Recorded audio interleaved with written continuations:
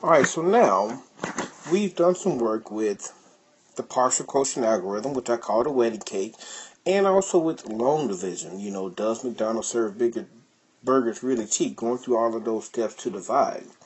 Well, and I know that some of y'all have asked, and I've done this in the past, that there's a way to combine both of those algorithms to make it one, and to make them both make more sense. And so we're going to combine the partial quotients, the wedding cake, and long division. Does McDonald's serve burgers really cheap? And some of y'all might like this a little bit better. Now, before we go through, let's look at the parts of the division algorithm. So, you know, we have our divisor, our quotient, and our dividend. You remember our dividend is the total number of things that we have. And remember what I told you, that the quotient, what the quotient means and what the divisor means, that those things can flip-flop. Because you can look at the divisor as the number of groups, or you can look at it the number in each group, or you can look at the quotient as the number of groups, or the number in each group. Now, for the most part, we always look at the quotient as the number in each group, and we look at the divisor as the number of groups. But remember, guys, those things can change based on what the problem is asking you to do.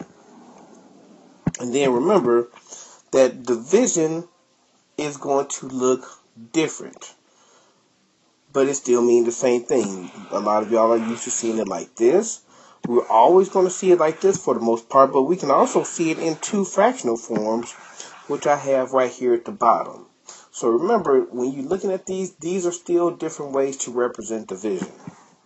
So now let's go to and let's look at the combination of partial quotients, the wedding cake, and long division.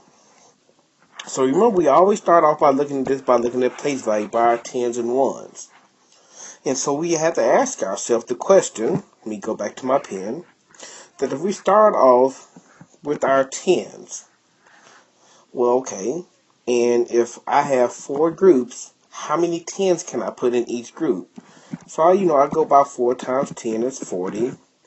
Well, I go by 4 times 20 is 80.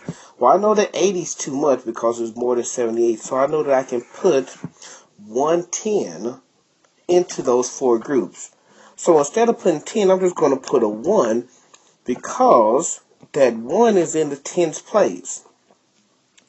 So the next thing I do is I multiply.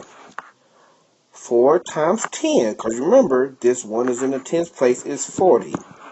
So now my next step is to subtract. So now what I have left over is 38. I go back and I look. Well, I can't use 10 in each group because right now 4 times 10 is 40. So I know that's going to be too much.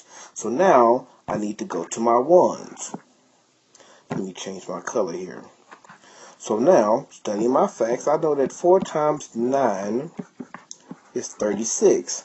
So I put this 9 in my ones place. And then I multiplied. 9 times 4 is 36. I subtract. Now I have 2 left over. If I look at my ones, and I have those 4 groups, is there anything that I can multiply times 4, a whole number, that I can get 2? Well, 4 times 1 is 4. So I know that there's no way that I can put just those 2 things into a group, into those 4 groups.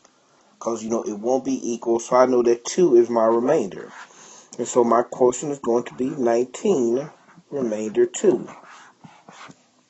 Next thing I do is I go through and I check. 19 times 4 is going to be 6. Regroup my 3 to the 10th place. 4 times 1 is 4, plus 3 is 7. Then I add my remainder in, 78, and my answer does check. And I do put the little Super Gucci sign right there. So that's pretty much it. We're going to do this with 3 by 1, just so y'all can see this some more and get some more practice with it. And you know what? That's the end of our video.